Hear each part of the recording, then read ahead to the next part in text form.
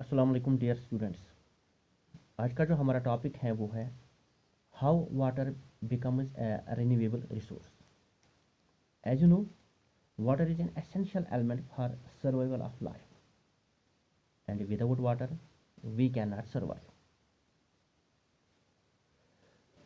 Major portion of Earth's surface is covered with water, as we know. Almost three-fourths of Earth's surface covered with water, and one-fourth is land.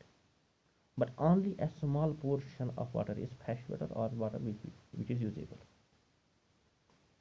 Water जो है, water is a renewable resource, a resource that can be used or that can be renewed over and again.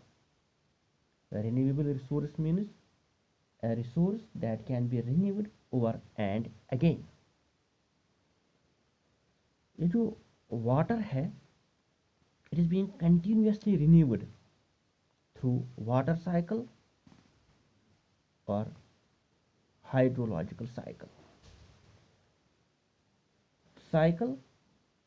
that involves the continuous circulation of water in the earth atmosphere system. As water is a renewable resource, as it is renewed by water cycle itself, where three processes take place, as evaporation, condensation and precipitation. This process of water cycle is never ending, and hence we can say water becomes a renewable resource. हम दूसरे लफ्ज में हम कह सकते हैं the amount of water remains constant through water cycle. Many processes, as we know now, many processes take place in the water cycle. The most important are evaporation, transpiration, condensation and precipitation. तो सबसे पहले हम evaporation की बात करेंगे.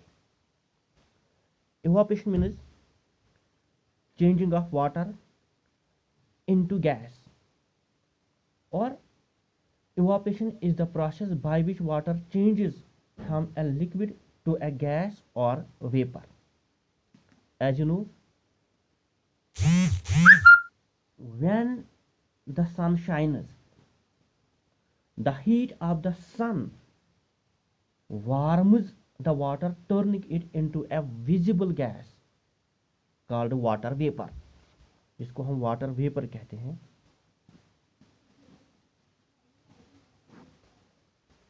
The heat of the sun warms the water, turning it into a visible gas called water vapor.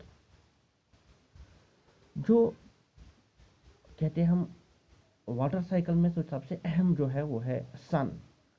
सूरज की गर्मी से जो वाटर है वो कन्वर्ट होता है, लिक्विड जो होता है वो कन्वर्ट होता है वाटर वेपर में. क्योंकि ये ज़्यादा हैवी नहीं होता है, जो वाटर वेपर है इट राइजेस अप, ये एटमॉस्फेयर में चला जाता है. एटमॉस्फेयर में as you go higher you found cooler. यूता हर खसान तूत सर्दी कर महसूस. Due to cooling effect water vapours जो है कन्वर्ट इनटू वाटर ड्रॉपलेट्स. उस प्रोसेस को कंडेंसेशन कहते हैं. That is changing of water vapor into water droplets, or the transition process from the vapor state to the liquid state called condensation.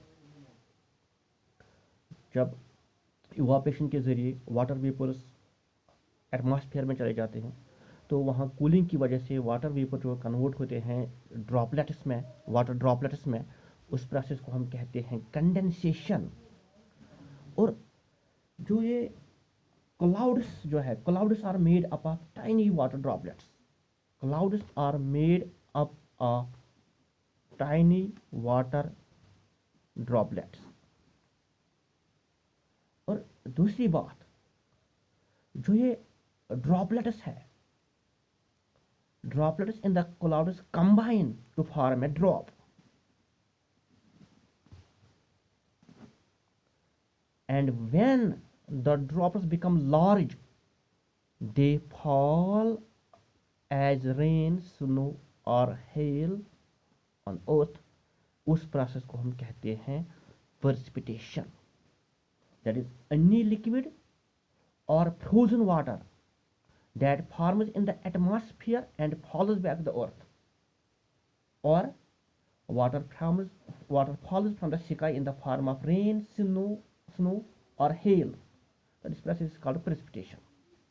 तो ये जो इसकी वजह से, precipitation की वजह से जो बारिश दोबारा होती है, पानी दोबारा ग्राउंड पे आता है, अर्थ पे दोबारा आता है, और दोबारा सनलाइट की वजह से, आफ्ताब की जो गर्मी है उसकी वजह से दोबारा इवापोरेशन शुरू हो जाती है, ऊपर जाके दोबारा कंडेंसेशन जो प्रोसेस होती है, फिर प्रेसिपिटेशन, और ये साइकिल जो है it is never ending cycle. ये दैट इज़ वाई हम कह सकते हैं कि जो वाटर है ये रिन्यूएबल हो रही है, खुद ब खुद रिन्यू हो रहा है, रिजनरेट हो रहा है. तो it's only because of water cycle that the amount of water remains constant. उसके बाद जो और एक टॉपिक इसका है दैट इज वाटर स्कैर्सिटी. तो वो इंशाल्लाह नेक्स्ट टॉपिक में हम पढ़ते हैं.